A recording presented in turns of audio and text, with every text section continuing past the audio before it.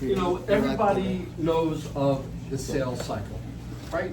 From the janitor to the CEO, everybody has to know the sales cycle. So your employer, or if you're a solopreneur, just you have to learn your product. You learn your product so well that you can talk about it at any pace. But what don't they teach you? They don't teach you to network properly. Because you can go to a networking event or meet with somebody one-on-one, and what happens? You have a great meeting, you have a great contact, but nothing ever really comes out of it. It's not because of what you sell, it's the way that you sell it and the way that you follow up. And I feel that the follow-up is 100% more important than actually meeting the person. So that's what I'm going to teach you. A little bit louder, only because we have people here. I don't know if A little bit louder? Yes. There you go. Okay. You got it. Why does everyone network? What's the main purpose? Make money, Business together. right? You want to sell a product to what? To make money, whether you're salaried or commission, it doesn't make a difference. But that is your ultimate goal, and that is to make money. And I am here to tell you that without networking, you won't make it. All right? So, first thing is you have to, whenever you're meeting up with somebody, whether you're meeting with just an individual person or a networking event, I'm going to use a networking event really as my base, because that's where you go out and you network to communicate what you're selling. And what you're selling is who you are. So now you have their problem right in front of you. And it's your job to find out what the solution is. Is that the end of it? No. Okay, you have a problem. I have your solution.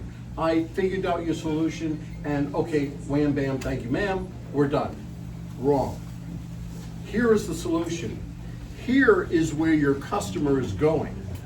That's where you want to go. You want to be able to meet them where they're going, because otherwise, they're done with you. They don't need you anymore. And that's not true, right? So, I'm going to give you this screen. Take every opportunity to meet new people, focus on how you can help, go alone, strictly for extroverts, I'll get to that in a minute. Don't forget your business cards and the follow-up. This is what I'm going to teach you today, right? So these are the main points. And when I say extrovert versus introvert, there's not that much of a difference, believe it or not. There's not that much of a difference, and I'll go into that. So, I want you to think about this line. People love to buy, but they hate to be sold to. Right? How many times have you walked into a car dealership and the guy said, "Hey man, I'm Alex. Oh, this model's great. It's got this point, this point, this point. It's got great lines, and tells you all about it and everything." And you're standing here going, "I just came to look, man. Just leave me alone." Or walk up to somebody, or you have walked up by a salesman and say, "Hey, I'm Malcolm. If you need me, I'm right over there." And you look at it at your own pace, and if you have a question, which 99% of the time you do, you're going to ask them, right? So that's a different in a sales technique. Now, here, okay, smile. That's the first thing that everybody looks at, right? If you're going to smile, right? Celia, our queen of nonprofits, right? What does she always do when she walks into a room? Smiles. It's the most important thing. If you walk in with a frown, nobody's going to want to talk to you, right? So you have to look the person in the eye. Nobody likes to talk to somebody as they're talking to somebody and looking like this, right? You don't want to do that. You also want to make them feel like they're the most important person in the room. Now, when you're talking to somebody, you'll see somebody walking behind them that you really want to talk to. What do? You finish your conversation with that person. You remain with eye contact. Now you know instinctively where that other person is walking and who they're talking to. But you finish your conversation, you have eye contact, because that is the most important thing, and they are the most important person in the room. Okay? That's your eye contact. I have a story from New York versus Georgia. I come from New York. You can't tell my accent. See, I don't think I have an accent. I think you all have an accent. All right, so it's different. There's a distinct difference between a New York person and a Georgia person. And I don't have the time to go into that, so I'm not going to. And be polite. Be polite. You have to treat the janitor as well as the CEO. I have another story for that, right? Where I actually walked into a building and I met the janitor. Long story short, I was sitting down with the CEO of the company, and I said, "How you doing?" And he said, "Oh, hey, Jeff." And I turned around, and it was the janitor. I said, "Oh, you know him?" Because that's my brother-in-law. So if I didn't, I made nice. I spoke to him. I said, "How you doing? Can I help you with anything?" Anything like that. And then I walked up to the CEO's office. If I didn't do that, what would the CEO would have thought of me? Right? All right. So, and here to respect the CEO like the janitor. Okay, now, confidence. When you're talking to somebody, square your body up with them. Don't say, "Hey, how you doing?" Because what does that mean? You're looking over here. Right? If you're not looking over here. You have to speak with the person directly, shoulders square. Okay, friendly facial expression, hands in plain sight. Listen, if you're talking like this, or if you're talking with your hands in your pocket, you're lost, right? I'm Jewish, I married an Italian girl, and she talks with her hands, right? If you realize that every time you speak with somebody, your hands are moving. You're trying to accentuate what you're saying with your hands. Don't stop that. I don't mean like, "Hey, Crazy Eddie." That's from a commercial from a long time ago. Okay, so just, you gotta talk with your hands. That's really easy. Now, this is simple. Middle steeple. I love saying this. There's a Roof Max commercial. And the guy is out there and he's talking like this. And you should always talk about, use Roof Max and everything. This is called the middle steeple. This is a lower steeple, this is a higher steeple, this is a middle steeple. First thing you think about when you do middle steeple, don't do it. Don't do it. Keep your hands free, right? Because all of this is part of your body language. Your body language will absolutely help you in your sales process. Now, enunciate. This is going to be a little bit of a problem with somebody from a different country or something else. You have to learn how to enunciate. If you don't enunciate, you're lost. Because they'll sit there yesing you to death. And what's going to happen? They're going to walk away and go, "I don't know what they're talking about." Right? Okay. So that's key. So now, listen and pause. When you're talking with somebody, speaking with anybody, and you're listening to them, turn your cell phone off. Put it away. Somebody walking past, don't bother with them. Look at them in the eye and listen to what they say. When they finish, pause. That pause is probably the most important thing you'll ever do. Because it will, when you return the conversation, you're going to repeat something that he said. Okay? So that, what does that tell the person? It tells the person, he was listening to me. Oh my goodness. And you're responding kind. Right? It's a very, very important piece. All right. What should you do? All right. Let's say you're walking into a networking event. This is for extroverts, not introverts. I keep saying that, but She sees the truth. She's allergic To me. Okay, so when you walk up to a table, there are plenty of things you have to do when you go to a networking event, right? You usually have a piece of paper, you pick it up, and you see where the tables are, you see all the networking. You go out and you find a table that you want to walk up to, usually 4 or 5 people. You walk up to them, what do? You don't speak at all, don't talk. You walk up and you listen. You listen for the conversation. Is this a conversation that I want to be a part of? Oh, it's not. They're talking about their mother's baking, and I came here to the network. I don't want to talk about that. Let me go to a different table. Politely bow out. You haven't said anything yet. That's fine. Go to the next table. Let's say you walk up to the table, and it is a conversation you want to be a part of. Wait for the conversation to come around to you, or a break, and then you say something with intelligence. That might be a problem. Remember, you are the expert of your field. You are the expert. So what you say should mean, be very important, okay? But all you're trying to do is get the attention of at least 2 people. And okay, you got the attention of the 2 people. You turn the conversation over to them, and I use something called FORM, F-O-R-M, family, occupation, recreation, and a message.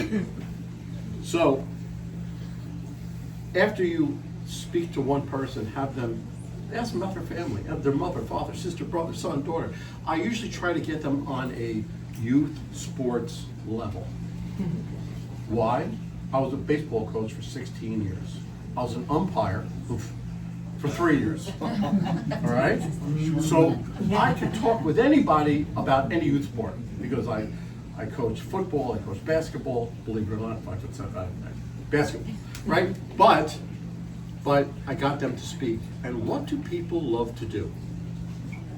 Talk about themselves. They talk about their family, right? So once you get them to do it, then all of a sudden you kind of turn the conversation to what they do. And you talk about it and say, you know something? I like you. I like what you do and how you do it. How can I make you more successful? How can I be a good referral source for you? And if I did my job correctly, they'll turn around and say, Mike, I'm going to tell you to do yet, and you're trying to make me more successful? Yes. You're going in with what's called a servant's heart. You're going in looking to give, not to receive. And you get much more, you get much further ahead with something like this. Okay, that's form, but I'll go into that afterwards. Okay, family, occupation, recreation, and message. We could spend a whole half an hour just on that. Just kind of remember that, and when you're walking up to a table, get them to say it. Okay, what do you have in common with the person? Because you want to talk about something that you have in common with them. Is it your occupation? Is it, do you go skiing, boating, youth sport, something, anything to get them on the same level as you. All right? The first thing you do is ask a question, because when you're answering a question, listen, every time you meet somebody or go into a networking event, there's a wall between you and the person. Know you, like you, trust you, they'll do business with you. If they know you, well, everybody will know you. How about like you? Well, that kind of narrows the field down a little bit because everybody's not going to like you. But trust, nobody is going to do business with you unless they trust you. Now, when you're speaking with somebody and about their family, about their recreation, about anything like this, what's happening? That wall between the two of you is going down, and that trust level is going up. Once you get the trust level up, then it kind of opens you up to doing business. All right, just different things. When you walk into an office, right? You have a one-on-one meeting. walk into an office, take a very quick note, about 30 seconds, to figure out what you can talk about. Does he have a picture of his son, daughter, grandson, whatever, youth sports, always my go-to? How about a musical note, a picture of music, something of art, something on the wall, something will tell you what this person is all about. Talk about it. Even if you don't know, I know nothing about music, nothing. I'm telling you, I know less than nothing. But if I see something on the wall, I see a musical instrument or a picture or something else, I'll ask them about it. Because they love to talk about themselves. Anybody else with a cell phone like that, please silence it. Okay, so sports, music, art, you know, it's really everything that you want to do. There is the mantra. Always remember the mantra with networking. If they know you, if they like you, if they trust you, they're going to do business with you. And always remember, without the trust, you don't have a sale. All right, so now, I'm getting to that point, extroverts and introverts. When I first said you walked into a networking event, which if you're an introvert will scare the hell out of you, but if you're an extrovert, you walk into the event and you look at this massive amount of people and you immediately start to go to work. If you're an introvert, what do? You go to a wall, get a drink, and you become a wallflower, right? Let's not let that happen. So I want you to go with somebody. I know I said go alone, but that's for an extrovert. If you're an introvert, you go with somebody that knows you, knows what you do very well.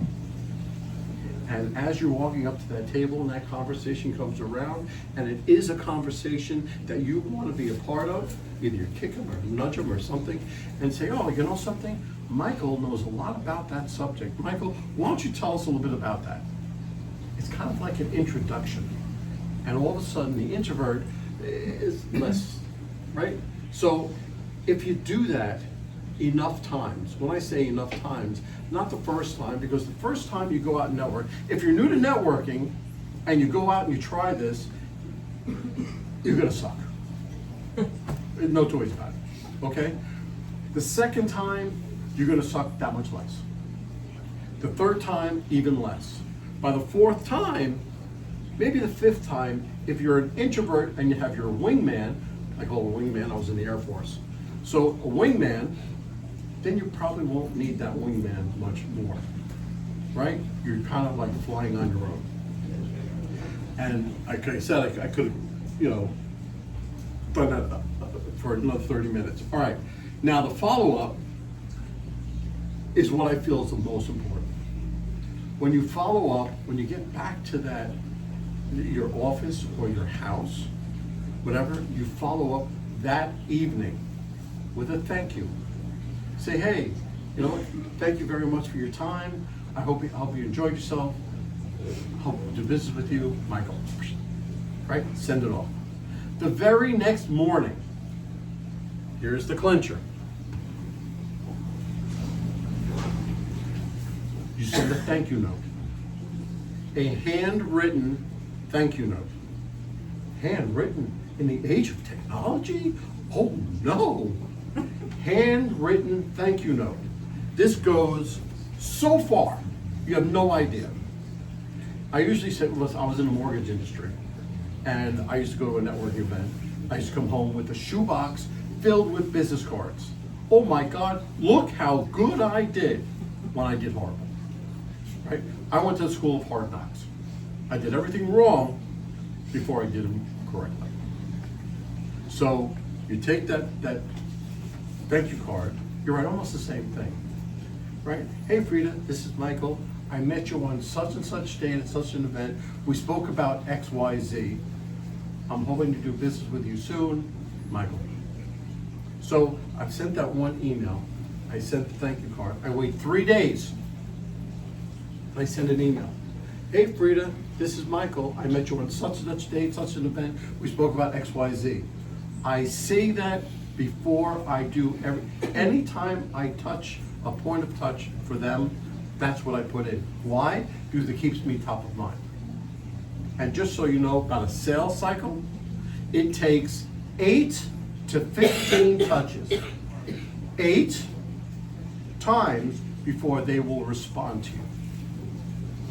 So you're taking care of a lot of this to begin with. Okay, so connect on LinkedIn, Facebook, Instagram, X, whatever platform you use, right? Reach out and connect with that person, soft connect. Now, what I do is I connect with the person, and they're in a roofing company actually, and I sent them an article between metal roofs and asphalt. I said, look, I came across this article, I thought you might find it interesting. Keep giving them that about 3 or 4 times. You have to bring value to the relationship before you can ask for a cup of coffee. Bring value. Otherwise, they don't want to know. I have 10,000 contacts, right? So if I just say, okay, yeah, great, I want to meet you. Listen, when I was at a networking event, I had a guy come walking up to me with a handful of business cards. He said, here, my business card. I want to contact you, everybody. I'll get in touch with you afterwards, and I'll see you afterwards. Zip. And all of us were there with a business card saying, what the hell just happened? Every one of us threw it away. So if you don't want to go through the cost of printing or the embarrassment, don't do that. All right, so now, what are the steps? Do you have a system and consistency? That is the most important part. Everybody here have a CRM, I hope, because every time that you meet somebody, you want to take all of their contact information, put it to your CRM, and thus begins your time in connecting with them. Consistency. That doesn't mean email them, wait a week, email them, wait another week, email, wait 2 weeks, email. That's it. That's not being consistent. By being consistent, you're emailing them. 2 or 3 days later, you email them again. All you're doing is waiting for a response, positive or negative, doesn't matter. That thank you card and the way that my whole secret sauce, I call it, of following up, increases the percentage rate of return of 2%. That's right, 2% of a corporate email gets answered. By my system, by the thank you card and everything else, it raises it up 75%. 75% of you getting a response. Look, the response might be, look, stop emailing me, I don't want your services. That's fine, because you got a response. All right, so, now, okay, here, expand your network, all right? Expand your network, go onto LinkedIn, and if you want to go after commercial realtors or roofers or someone else like that, you're gonna find them on LinkedIn and just connect with them. It's really not that difficult. Instagram, listen, all of you have a cell phone, every one of you. Do a 30-second, 45-second reel. Hey, how you doing? This is Mike. I'm the networking king. Hey, whatever, right? It's a reel, but it's getting your name and your face out there. YouTube, there's a survey done. Where is your advertising dollars going? What do you think? What do you think was the #1 place where you should advertise on Facebook? Between YouTube, Instagram, Facebook, X, all of those, TikTok, everywhere, right? YouTube came out as #1. YouTube was the #1 place. So if you don't have a YouTube channel, create one. It takes about 30 seconds, right? What do you think the second one down was? Pretty far too, but the second one down, Facebook. Now, I never put much behind Facebook because I always thought it was for friends, for family, for things like that. No, if you're gonna advertise or sell something, Facebook is the place to go. And then afterwards, if you want a network like this, go to Meetup.com or some of these other sites, look for a networking meeting because, listen, This is the only way you're gonna get business. By networking properly. You have to really think about it. Networking used to be, pre-pandemic, networking was very transactional. Hey, I have one widget, you have $3, let me have it, bye. Post-pandemic, it's not, it's relational. That box of 200 cards that I used to carry around, no. Whenever I go to a networking event, I come back with 15 cards, maybe 20, because I won't be able to follow up properly if I bring back more than that. Okay, so, yeah. Practice, practice, practice. The three most important words in networking. You're not going to get any better unless you practice.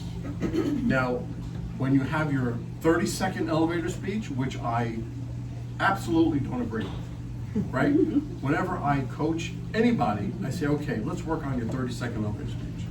Great, we got it. All right, now let's break it down to 10 seconds. They, what? You're crazy. 10 seconds?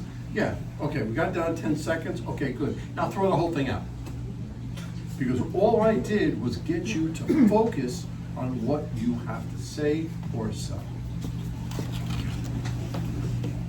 Now, obviously keep in touch, and that's through Facebook, LinkedIn, wherever your platform you want to. And if you remember anything, please remember the handwritten notes.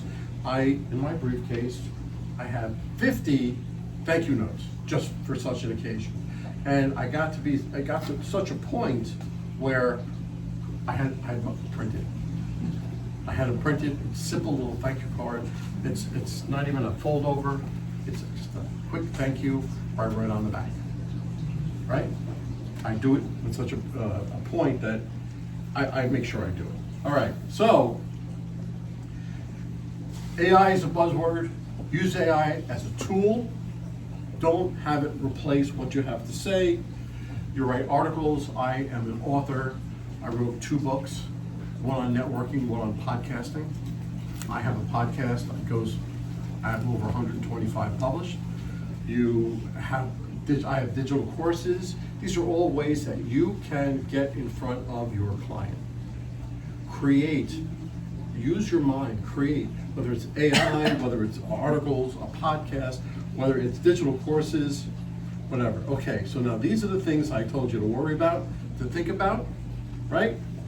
But finally, if the conversation you're having isn't producing results, it's not bad luck, it's a communication problem. It's not what you sell. It's how you're selling it and how you're presenting yourself. Okay, patterns can change. Okay, this QR code tells me how I did, right? So if you want, you can do that. I rushed through this because I usually have 45 minutes to an hour, but within time I wanted to make sure I got everything in. Any questions? I have one. Yes. What about those that come to networking events like this? They get all the business cards or all the names and their email addresses of everybody that attends, and then they send out a massive email. Hey, good to have seen you. If I didn't meet you, but they spam everybody. Great question, right? First of all of your emails should be personalized, right? They should go out individually. Then you have to follow along with your follow-up, right? If your follow-up was your initial email, the next morning, what do? Coffee, no. Thank you card. Me coffee, you thank you card. Okay, you have to send a thank you card, and you begin that follow-up process. As long as it's somebody that you truly want to connect with.